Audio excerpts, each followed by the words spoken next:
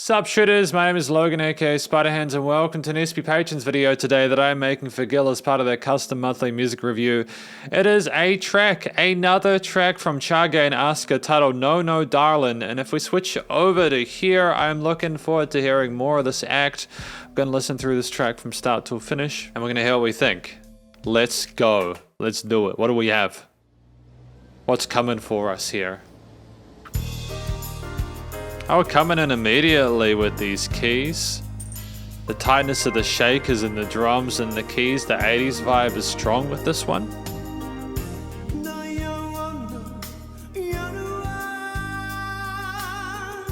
The head voice with the vibrato is sensational, man.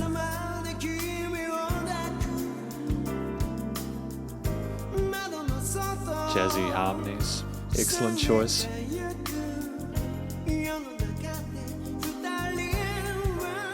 It's got a floaty kind of dreamlike texture to it, hasn't it?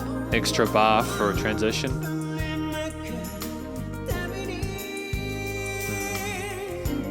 little bit of articulation with those guitar parts.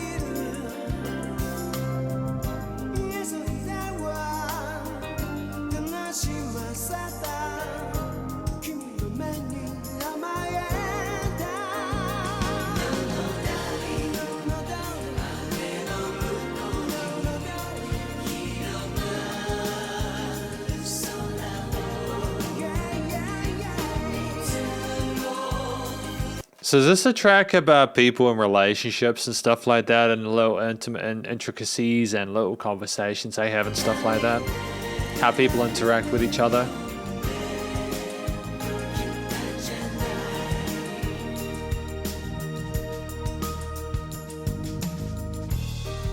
That little classy little tom fill there was kind of dope.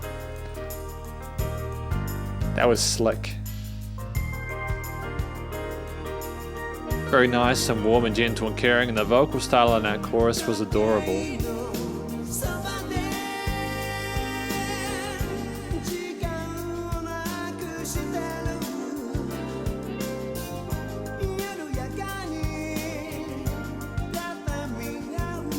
The playfulness, I adore it. The vocal style is very caring. The lady vocals are like a conversation between the two halves of the couple, and I adore that 16th note groove on the hi-hat.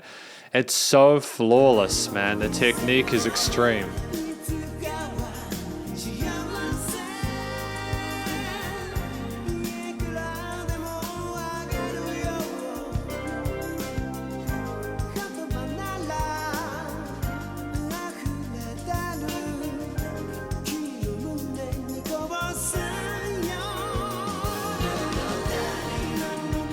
It's so affectionate, man. It's like a celebration of love. Nice call and response. Chemistry between the two members.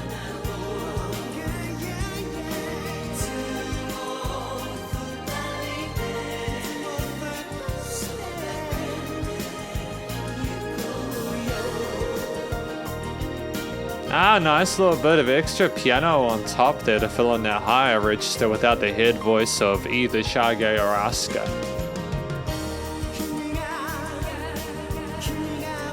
Oh, use the repeaters on that vocal line, that's dope.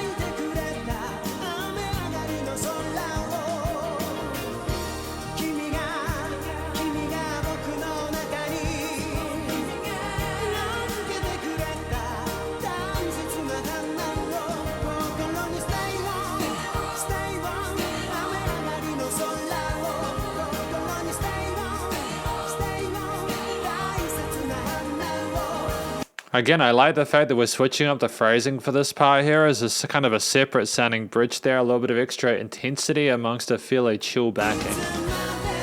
Oh, okay, going into a new section. Is this an interlude or an altercation of the verse or the bridge? Okay, we understood we needed to do something separate here in the 6-minute track to spice it up.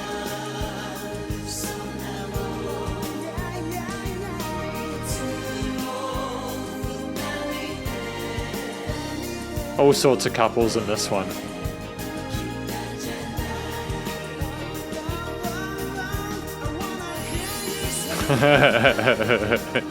They're getting the warmth. They're getting the love there. That they can remember what was important, which was to take care of themselves and to not be horrific. I think a lot of people will be able to relate to this track and understand what it's all about.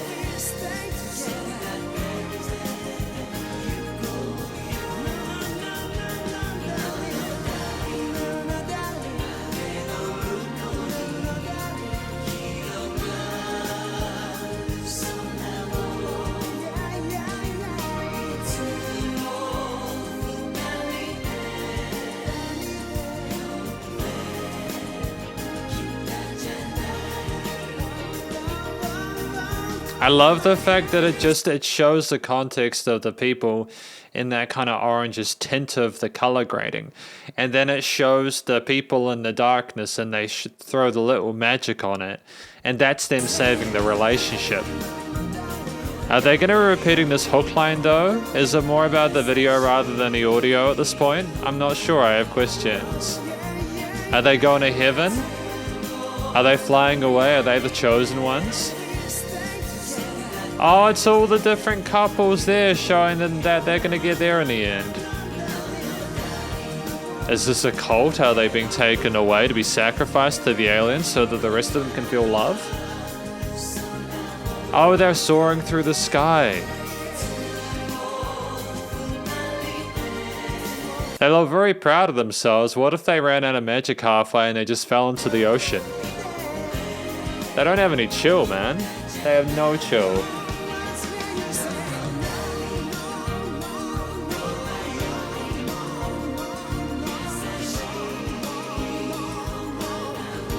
And I am so tired, dude. It has been such a big year. Like, real talk, I am exhausted. I'm not bored. I'm just so tired, man. I'm just so tired. I'm so happy for these two that they managed to find love in the end. That makes me incredibly happy. So I think that like the rest of this, like the last minute and a half was just them reiterating and repeating that chorus line to give more context to the music video. It wasn't a huge difference to the way things were done in the background there. But that's fine, that's absolutely okay. That is my that's my video for today, I think, of Gill and ASKA. Well, not Gill and ASKA, CHAGE and ASKA for Gill, should I say. I'm trying to find a video of a picture of both of them and then we'll do the conclusion. Are they there? Where's the picture of all of them together singing? And this is the conclusion of my SP Patrons video for No No Darlin by CHAGE and ASKA for Gill. What do I think this track is about? I think it's about people not being angry at each other and getting along with each other. I think that's what this track is about. It's about celebrating each other and not letting the tenseness and horrific nature of disagreements. Oh my goodness, I've been sleeping like 9 hours a day. That's the worst part. I just must be exhausted, man. It's about not allowing the love to die or to fade away. It's about celebrating each other and finding the warmth and happiness that is innate to people's success in relationships. I think that that's something that's kind of glorious when you think about it, eh? People appreciating, respecting, and caring for each other. I think that's a wonderful thing. I think that's something that we need to care about. I think that's something that we need to treasure and celebrate, because you know, people, your commitments to people aren't a given. You've got to work at it and you've got to show some vulnerability, and it sucks. But I think there's a lot of people that will be able to appreciate, you know, even if it's worth it, it kind of sucks being vulnerable, but there's a lot of benefits to being in that situation. But anyways, like, yeah, I think there's a lot of people to be able to relate to this track and what it's about. So I think that's very well done on behalf of CHAGE and ASKA. Good work.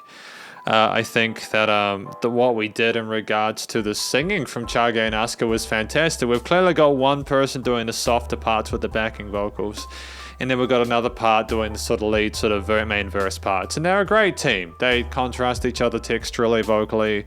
They're very comfortable in their own vocal ranges, both in terms of their head and chest voice.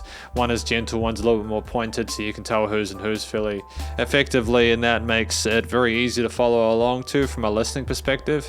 I think that CHAGE and ASKA were very confident with their vocal performances here. They understood how to sell the story in a way that was caring and loving and gentle and authentic, and I think they smashed it out of the park and had that 90s kind of vibe to it. So It's all good. And kind of 90s, kind of nostalgic. Maybe it's just nostalgic because I was born in the 90s, I don't know. But like the theme behind it with the strings, the 80s keys, the bass, the drums, the little guitar parts, etc. That kind of jazzy R&B soulish kind of vibe there works so well with these major and minor triads there. Some interesting extended chords occasionally.